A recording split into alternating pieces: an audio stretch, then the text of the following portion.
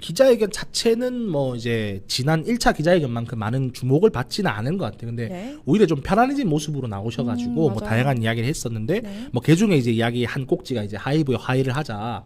그리고 뉴진스와 같이 본인이 목표하는 바를 이루기 위해서 화해할 수 있다. 그리고 이제 뭐 어쨌든 이 분쟁이 있는 과정에서 많은 피해자가 있었던 건 사실이지만은 그 모든 피해자들이 더 이상 피해를 받지 않기 위해서라도 화해를 해야 될 때가 왔다. 제안한다라고 공식적으로 이야기를 했어요. 네. 근데 뭐 그 인터뷰는 뭐 뒤에 가서 좀 더 이야기 다루고요. 근데 이 이야기 말고 뭐 특별하게 다른 이야기는 없었던 것 같아요. 근데 이제 지난 방송 때 제가 판결을 좀 살펴봤잖아요. 네네. 이거 좀 자세하게 좀 더 말씀드려 볼게요. 네. 이제 이번 가처분 결과는 아시겠지만은 이제 현재까지 하이브가 제시한 증거들에 따르면 민희진 대표가 배임을 했다라고 볼 수가 없다라는 거잖아요. 다만 이제 당장 다음 날이 이제 주주총회였기 때문에 당장 판결을 내릴 수 없다라고 이제 유보를 한 거긴 하죠. 네. 다만 이제 그 뒤에 이제 사내 이사가 하이브 본사의 임원들로 다 교체가 됐단 말입니다. 그렇기 때문에 민희진 대표가 앞으로 과거처럼 본인의 조력자들과 같이 어도어에서 함께 일할 수 있는 그런 환경은 앞으로 아닐 것 같고요. 그럼 이제 여기서 이제 민희진 대표는 선택을 할 수가 있는 거죠. 네. 본인이 이제 그렇게 애지중지 키운 뉴진스도 포기하고 경영에 손 놓고 서로 망하는 길로 가느냐, 아니면 지금이라도 공생관계를 모색해서 민 대표 표현을 좀 빌리자면은 뭐 지루한 이 법정국을 끝내느냐, 손을 내민 거죠 지금. 네. 그리고 이제 하이브가 어떤 상태일지는 모르겠습니다만은 여러 언론 보도를 종합해 보면 이번 가처분 소송의 사활에 걸었거든요.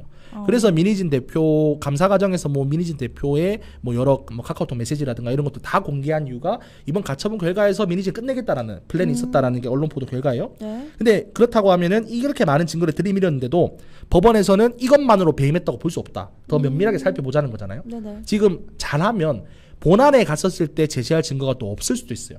지금 현재 그런 상황이 있거든요. 그래서 특히 이제 이번 가처분 결과로 확실해진 건 현재 이제 하이브가 민희진과의 법정전을 펼치기에 여러모로 부족한 게 많다. 증거가 많이 부족하다. 네. 왜냐하면 이게 계약 위반이 아니에요. 그리고 불법 행위가 아니죠. 네. 그렇기 때문에 물론 관점에 따라서는 민희진 대표가 도덕적 배신행위를 한 건 맞죠. 근데 이제 우리가 법률적으로 좀 따져보자는 거예요. 배신행위라는 게 불법은 아니잖아요. 그렇죠. 이제 그러다 보니까 어쨌든 민희진 대표 측근들의 해임하긴 했지만 가처분 결과로 인해서 뭐 주주 간에 이제 계약이 위반되는 대표이사 해임이 불가합니다. 왜냐면 가처분 결과 해임하지 말라고 했기 때문에 지금 어도어 대표이사를 섣불리 본안 판결 이전에 바꿀 수도 없는 그런 상태예요.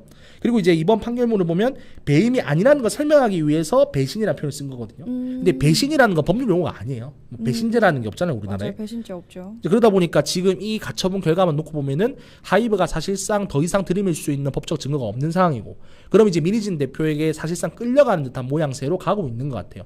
아니면 이제 하이브가 가지고 있는 여러 자본력이나 아니면 뭐 어쨌든 시간에 하이브 편이라고들 많이 하셨으니까요. 네. 대기업이니까 오랫동안 지리한 소송전을 펼칠 수는 있겠죠. 근데 그렇다고 하면 당연히 하이브가 가지고 있는 대기업으로서의 어떤 이미지라든가 하이브가 구축하려고 노력했었던 뭐 산하 레이블 체제라든가 이런 것들 다 흔들릴 수밖에 없습니다. 그래서 사실 이제 민희진 대표에게 좀 끌려가는 듯한 이런 모양새가 될 것 같다.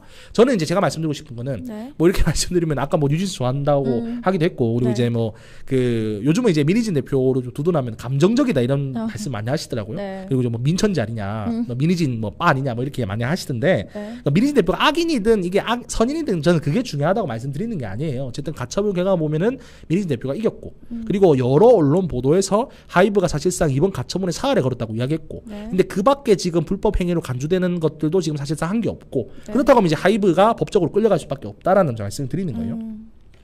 근데 지금 이제 이런 상태에서 지리하게 소송전을 이어가고 민희진 대표가 어느 순간 광야에 계속 놓이게 되면 민희진 대표가 밖에서 뭐 어떤 말을 못 하겠어요. 그렇죠. 지금 이제 1차 기자회견에서 사실은 민희진 대표가 어쨌든 뭐 일부 분들은 좀 부적절하다고 말씀하시지만은 본인이 생각할 때는 아일릿이 뉴진스를 카피했다라고 주장했잖아요. 지난 방송 때 저는 아니라고 했지만요. 네. 근데 이런 것들도 있고 뭐 르세라핌의 안무 같은 경우에도 뭐 본인들이 짰던 그 안무를 많이 참조했다 이렇게까지 이야기를 했잖아요. 네네. 뭐 이것도 관련해 가지고 민희진 대표에 대해서 소송이 걸리곤 했기 때문에 자세히 살펴봐야겠지만요. 네. 근데 그렇다고 하면 민희진 대표가 이렇게 없으면 여기서 무슨 말을 못 하겠어요. 하이브가 가지고 있는 그 산하 레이블에 BTS를 포함해서 여러 아이돌들의 이미지에 금이 갈 수밖에 없다. 네. 근데 금이 가면 결국에는 이제 엔터 산업이라는 거는 결국 사람이 하는 거지 않습니까? 그렇게 된다고 하면 결국에는 민희진 대표 강하게 있으면서 이 말 한마디 한마디 하는 무게가 이 하이브에 있는 아이돌들의 가치를 추락시킬 수 있다. 그러면 사실은 하이브 입장에서도 방시혁 의장님이 대국적으로 민희진 대표하고 화해하는 모습을 보여주는 게 오히려 제가 볼 때는 기사회생의 여지가 될 수도 있다. 뭐 저는 좀 그렇게 생각되고요. 뭐 저는 일단 방시혁 의장님 적극적인 결단을 좀 내려주셨으면 좋겠는데, 일단 하이브가 이제 민희진 대표의 제안에 대해서 아무 말도 하지 않았기 때문에 네. 디테일한 내용을 좀 살펴봐야겠습니다만 뭐 법정전으로 좀 길어지지 않을까. 근데 결국에는 둘 다 패배하는 모양새로 가는 것 같아서 좀 안타깝습니다.